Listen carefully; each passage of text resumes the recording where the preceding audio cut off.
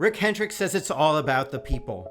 The owner of the winningest team in NASCAR Cup Series history, Rick Hendrick knows something about positioning the right people in the right spot to form the ultimate team. Jeff Gordon and Ray Evernham and all the Rainbow Warriors. Jimmy Johnson and Chad Knaus and Ron Malik and Greg Ives and hundreds of others along the way. The people who lifted Hendrick Motorsports in breaking the Petty Enterprises record of 268 Cup wins demonstrated common traits. Petty wins it! Awesome talent, pure grit, laser focus when handling adversity, and refuse to lose competitiveness. You'll never tear down a good organization from the outside. It'll happen from the inside. We've stuck together and been through some really tough times like the crash, but we stayed together. Here's a look at 10 wins in chronological order that demonstrate those attributes. These aren't necessarily the biggest wins, but the triumphs that help explain why Hendrick Motorsports has won 273 races. The first one to talk about is the first one. In 1984, Rick Hendrick was ready to close his team after 7 races as he didn't have the funding to continue. Crew chief Harry Hyde and driver Jeff Bodine convinced Hendrick to enter Martinsville, thinking they could win. Hendrick didn't bother to go to the race. He went to church. Jeff Bodine went to Victory Lane. The doors stayed open. 2 years later at Pocono Raceway, Tim Richmond led 97 laps on his way to his first win for Hendrick in just his 13th start for the team. We see Tim Richmond now moving around the Bobby Hillin car. The flamboyant and sometimes controversial Richmond might have been too much of a risk for other owners, but not Hendrick. He knew talent when he saw it, and he believed in one of the sport's most famous personalities.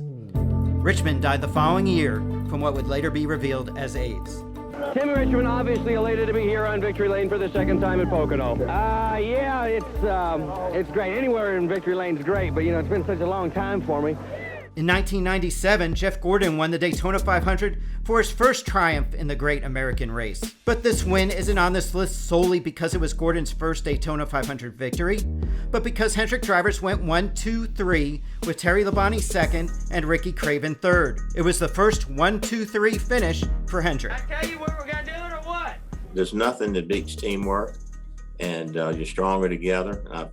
That's been my philosophy on the automobile side and in the racing side. And I was told early on that I never win a championship having multiple cars. So it's worked.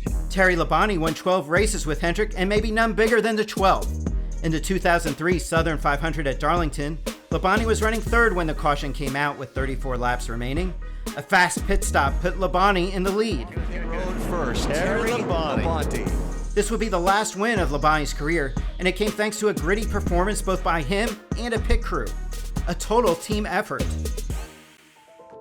Jimmy Johnson's win at Atlanta in October 2004 came 7 days after the worst day in Hendrick Motorsports history, when a plane crashed just beyond the Martinsville airport, killing 4 members of Hendrick's family, 4 Hendrick employees, and 2 additional passengers. Johnson won that day at Martinsville and did not find out about the tragedy until after the event. The ability for the organization to come back and race a week later at Atlanta and win was perseverance personified.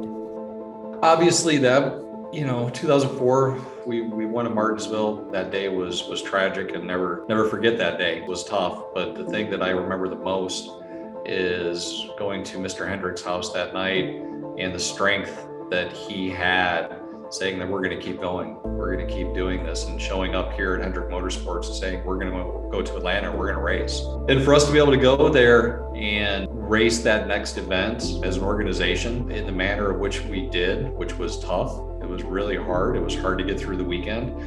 But what was really amazing is once we dropped the green flag, everybody knew what we were there to do. That was one that really set this organization up for a can't lose, never die situation. The next spring at Martinsville in 2005 was an emotional return for the organization. Jeff Gordon rallied from 3 laps down to win the first race there since the tragedy. Your feelings at the moment? I'm really proud of the guys. It was a hard day for all of them, everybody in our organization to come up here, but all the families at home that had loved ones on that plane. This has been what a nice tribute to them, and we're just proud of everything the group done today.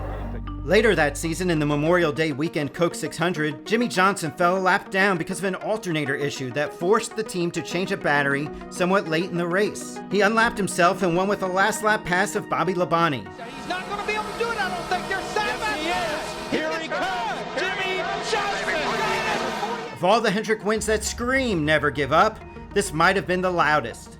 We're all the way back in the back of the pack. We're able to charge up, and I think we passed Bobby Labonte. I think it was on the last lap coming to the checkers. So those types of races and the tenacity that I feel like that we've had with our drivers, our teams, our crew chiefs at Hendrick Motorsports is what really makes where we are today possible.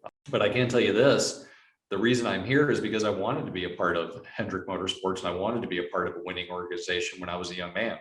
Dale Earnhardt Jr. made his 215th start for Hendrick Motorsports. He had managed just 2 wins in those 214 previous starts. That record didn't matter as Earnhardt took home the sport's biggest prize that day for Hendrick, proving once and for all that Hendrick made a good decision in hiring Earnhardt as well as retaining him throughout his struggles. Earnhardt was so giddy, he posted his first tweet, and the social media app was never the same. Chase Elliott's championship win in the 2020 finale at Phoenix followed a must-win situation for him at Martinsville. Chase Elliott is a NASCAR Cup Series champion. Finally, Hendrick's rebound was complete after a few years of frustration where the team had not had a championship finalist since Johnson won the title in 2016. And no one was criticizing the fact Hendrick had hired Chase Elliott 8 years earlier at age 15. Finally, the last one on this list wasn't the win that tied Petty or broke the record, but the one just before those two. When Alex Bowman won at Dover, it was a historic day as Hendrick went 1, 2, 3, 4 with Bowman, Kyle Larson, Chase Elliott, and William Byron.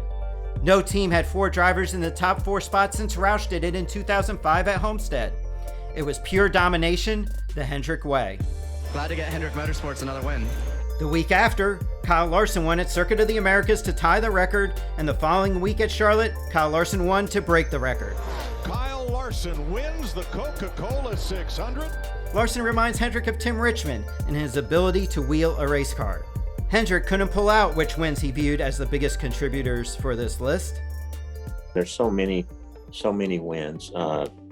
When you see the organization come together, I guess the 1, 2, 3 in 97 at Daytona.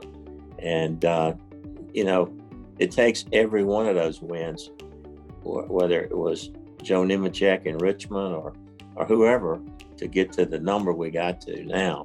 And it's I guess Jimmy winning the championship, tying Earnhardt and Petty for 7 when we had to win the last race there at Homestead. And, that was an unbelievable moment for us to win the championship in the last race, the same way it was to win it in Phoenix with Chase. And man, it's just so many. All of them are special, and I can't pick any one that's probably any more special than 10 other ones. The Hendrick way, taking some risks with unproven or unwanted drivers, investing into the program when necessary, not panicking when drivers he believed in were struggling on the track, persevering amid life's toughest moments. That is how Hendrick Motorsports won 273 Cup races, and why no one should be surprised if Hendrick adds to that total the next time the checkered flag drops. Download the all-new Fox Sports app now. For more great NASCAR on Fox content, subscribe to our channel. It's somewhere right around here.